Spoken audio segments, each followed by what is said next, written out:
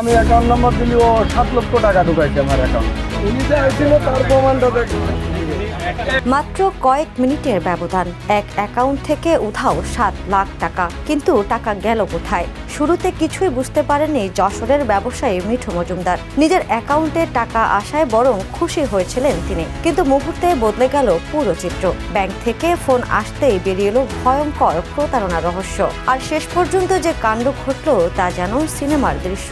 Chinese সহ একজন বাঙালি 3-4 দিন আগে মাল নিছে, এই হার্ডওয়্যারের অ্যাপ্রন ট্যাপ্রন এইসব সেফটি আইটেম যেগুলো। তো আমি আমার কাছে 46,000 টাকা বিল করাইছি। আমি অ্যাকাউন্ট নাম্বার দিলি ও 7 লক্ষ টাকা ঢুকাইছে আমার অ্যাকাউন্ট। ঘটনাটি যশোরের। স্থানীয় ব্যবসায়ী মিঠু মজুমদারের হার্ডওয়্যারের দোকানে যাতায়াত করতেন কয়েকজন ব্যক্তি। নিজেদের পরিচয় দিতেন যশোর আইটি পার্কের কর্মী হিসেবে। গত সোমবার দোকানে এসে তারা প্রায় 46,000 টাকার পণ্য কেনেন।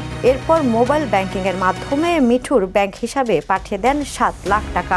বাড়তি টাকা দেখে মিঠুর সন্দেহ হয়নি, কারণ তিনি নিজের অ্যাকাউন্টে টাকা জমা হওয়ার বিষয়টিও নিশ্চিত করেছিলেন। এরপর প্রতারকরা দাবি করে পণ্যের দাম বাদ দিয়ে বাকি টাকার বিপরীতে তাদের একটি ব্যাংক চেক দিতে হবে।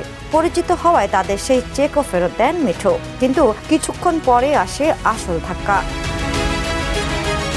ইসলামী ব্যাংক থেকে তাকে ডেকে পাঠানো হলে জানা যায় এই 7 লাখ টাকা আসলে তার টাকা নয়। ঢাকার টঙ্গী শাখার এক গ্রাহকের ব্যাংক অ্যাকাউন্ট হ্যাক করে সেই টাকা মিঠুর অ্যাকাউন্টে পাঠানো হয়েছিল।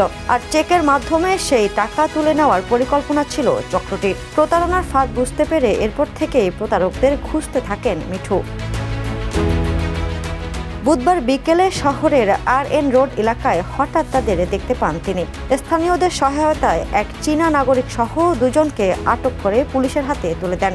আটক দুজন হলেন চীনা নাগরিক চাও সিং এবং যশোরের শঙ্করপুর এলাকার ইব্রাহিম। পুলিশ জানিয়েছে তাদের হেফাজতে নিয়ে জিজ্ঞাসাবাদ করা হচ্ছে। চীনা নাগরিকের পরিচয় যাচাইয়ের পাশাপাশি অ্যাকাউন্ট কিভাবে হ্যাক হলো আর এই চক্রে আর কারা জড়িত তা খতিয়ে দেখছে পুলিশের বিশেষ team.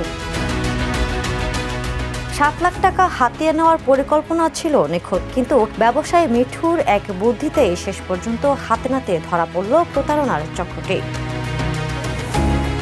Desk report, the news.